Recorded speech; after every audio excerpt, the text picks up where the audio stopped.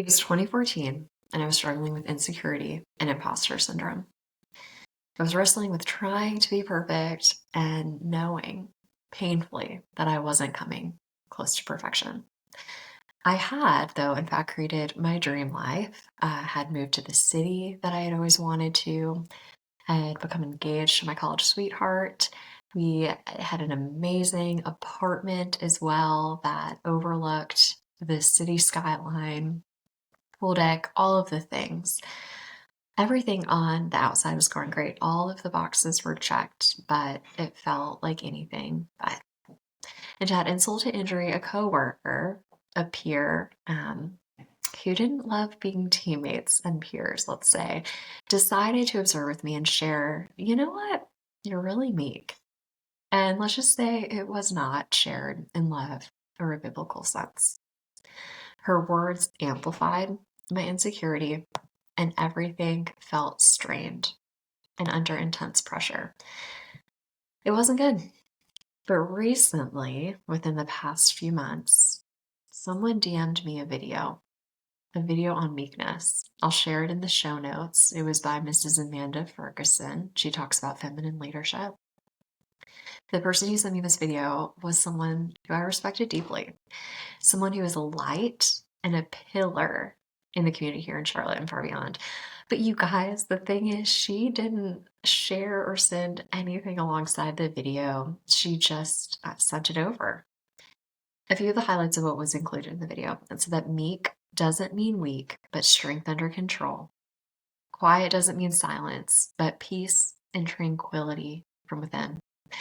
Becoming this type of a woman comes at with a price, but the cost never outweighs the rewards. Every day we get to choose if the woman we are is harsh or clothed in quiet strength.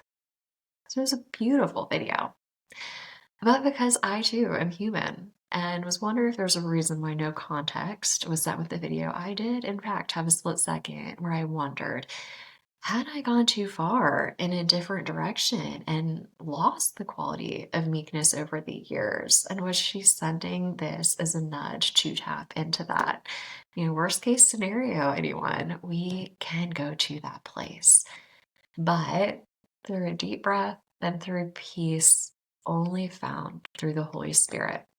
I ultimately view that video as a gift. And you know what? It totally was.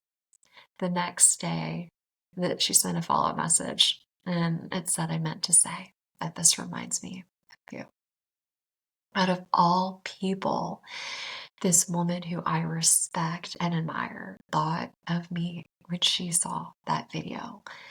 And yes, of course, that was an enormous compliment. It was a blessing. It was a highlight of the day. But what mattered even more than recognition or accolades from someone who I deeply respect was that moment felt like an Elroy or God sees moment.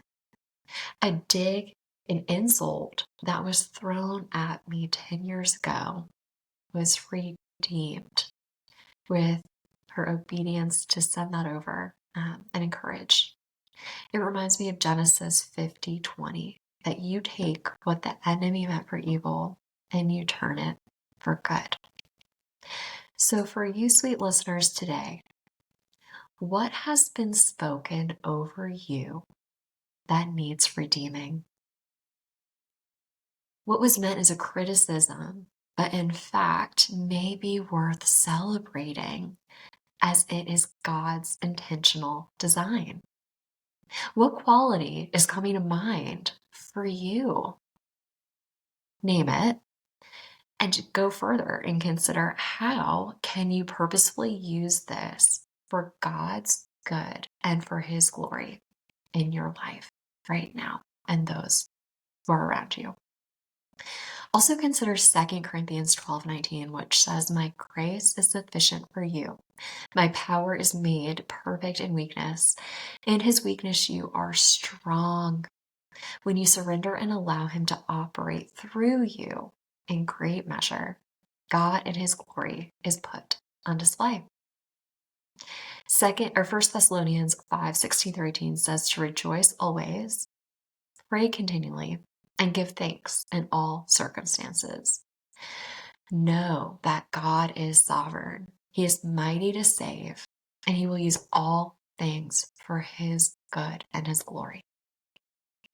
Walk forward today in authority and confidence, in strength that is grounded by your God, because you are created in his image and you are his beloved.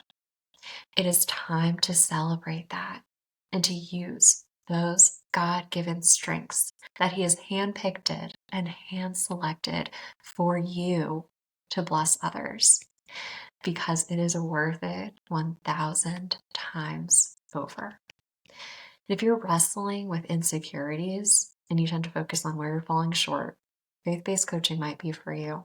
Through grace-based Christian coaching, I serve ambitious women in leadership who are struggling with overwhelm and self-doubt, and they want to live a more intentional and Christ-centered life. So if you would like one-on-one support to incorporate faith into your work and your life, there are 3 ways for us to stay connected. One, simple, subscribe to the podcast and or YouTube.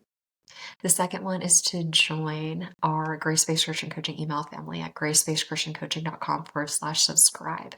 And when you do that, you receive a 15-minute laser session, instant access. It's called From Overwhelmed to Overjoyed. And so you'll experience a taste of coaching in this video training, which is so much fun. And if you're really ready to get moving, learn more about our coaching programs offered, gracebasedchristiancoaching.com/coaching. Enjoy, and I'll see you next time.